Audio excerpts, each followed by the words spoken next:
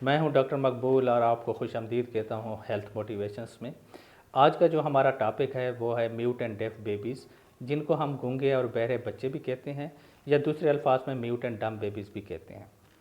इस वीडियो में आगे बढ़ने से पहले मैं एक बात का बताना बहुत ज़रूरी समझता हूं, और वो ये है कि इन बच्चों में जो बेसिक प्रॉब्लम है, जो बुनियादी मसला होता है, वो बोलने का नहीं होता, बल्कि असल मसला जो है वो सुनाई का होता है। ऐसे बच्चों में या तो सुनाई बिल्कुल नहीं होती, जिसकी वजह से वो बोलने के काबिल भी नहीं हो सकते, या ऐसा होता है कि सुनाई में कोई मसला आ रहा होता है, सुनाई सुनाई कम होती है या कोई और मसला होता है। तो ऐसे बच्चों में भी स्पीच डेवलपमेंट जो होती है वो मुतासर हो सकती है। अब हम आते हैं कि इन बच्चों में क्या वजूहात हो सकती हैं।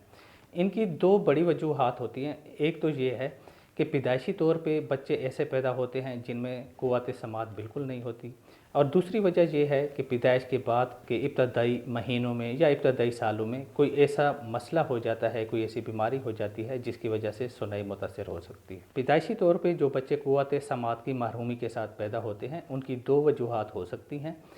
पहली वजह तो ये है कि जो कि बहुत कॉमन है, उसको हम कहते हैं जेनेटिक प्रॉब्लम्स, यानी कि मरूसी बीमारी या ख़ानदानी बीमारी। ये अक्सर उन बच्चों में देखी जाती है जिनके ख़ानदान में ये मसला पहले से चला आ रहा होता है, और फिर उनकी शादियां आपस में ख़ानदान में हो जाती हैं, जिनको हम कज़न मैरिजेस कहते हैं।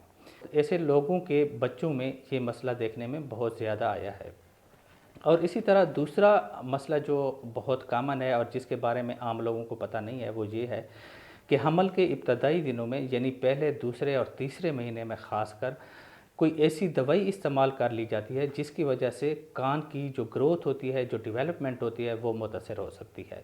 या फिर ऐसा भी हो सकता है कि हमल के इब्तदाई महीनों में कोई ऐसी बीमारी हो जाती है जैसे खसरा वगैरह, तो उस सूरत में भी जो सुनई का अमल होता है वो मुतासर हो सकता है।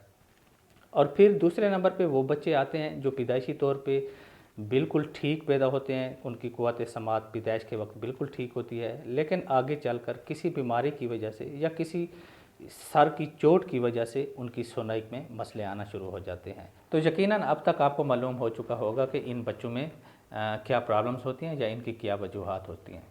अब हम आते हैं एहतियात की तरफ, इलाज की तरफ, या इसमें कैसे कमी लाई जा सकती है।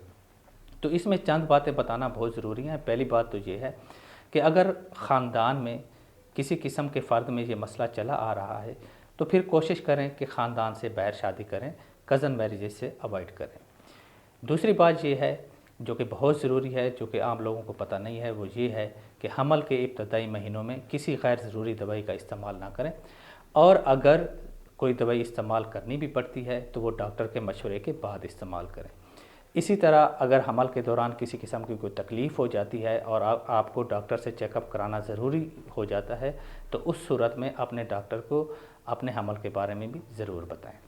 और फिर वो बच्चे जो कि पैदाइशी तौर पे बिल्कुल ठीक पैदा होते हैं और बाद में जाके उनके सुनाई के मसाइल आते हैं, जो कि किसी सख्त बुखार की वजह से होते हैं, किसी बीमारी की वजह से होते हैं, किसी चोट की वजह से होते हैं, तो ऐसे बच्चों की सुनाई पे भी हमें ख़ास तवज्जो देनी पड़ती है और उनकी सुनाई को सही तरह से चेक कराना, और अगर उनके बोलने में कोई मसला आ रहा है तो उसका इलाज कराना भी ज़रूरी होता है। Thank you so much.